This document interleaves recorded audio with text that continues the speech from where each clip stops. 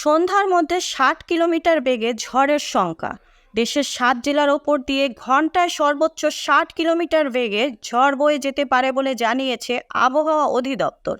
সেই সঙ্গে বৃষ্টি অথবা বজ্রসহ বৃষ্টি হতে পারে। শুক্রবার ২১ জুন সন্ধ্যা ৬টা পর্যন্ত দেশের অভ্যন্তরীণ নদীবন্দরগুলোর জন্য দেওয়া আবহাওয়ার পূর্বাভাসে এ কথা জানানো হয়েছে।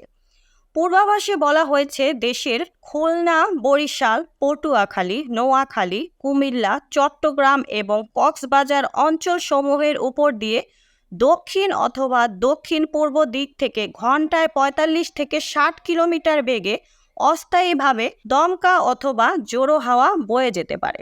সেই সঙ্গে বৃষ্টি অথবা বজ্র বৃষ্টি হতে পারে। তাই এসব এলাকার নদীবন্দরগুলোকে ১ নম্বর সতর্ক সংকেত দেখাতে বলা হয়েছে। এদিকে আবহাওয়া অফিসের অপর এক বিজ্ঞপ্তিতে জানানো হয়েছে, শনিবার ২২ জুন রংপুর, রাজশাহী, ঢাকা ও চট্টগ্রাম বিভাগের অনেক জায়গায় এবং খুলনা ও বরিশাল বিভাগের কিছু কিছু জায়গায় অস্থায়ীভাবে দমকা হাওয়া সহ হালকা থেকে মাঝারি ধরনের বৃষ্টি অথবা বজ্রসহ বৃষ্টি হতে পারে। সেই সঙ্গে রংপুর, ময়মনসিংহ ও সিলেট বিভাগের কোথাও কোথাও মাঝারি ধরনের ভারী থেকে অতি ভারী বর্ষণ হতে পারে।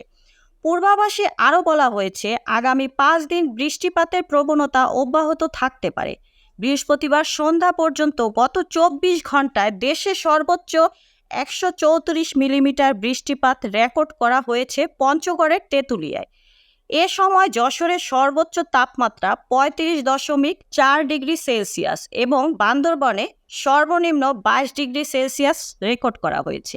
এই ছিল এখনকার প্রতিবেদন। নিত্য নতুন সংবাদ পেতে চ্যানেলটি সাবস্ক্রাইব করুন এবং আমাদের ফেসবুক পেজ ফলো দিয়ে রাখুন। Mukta Parvez, desk report, BE news, Dhaka.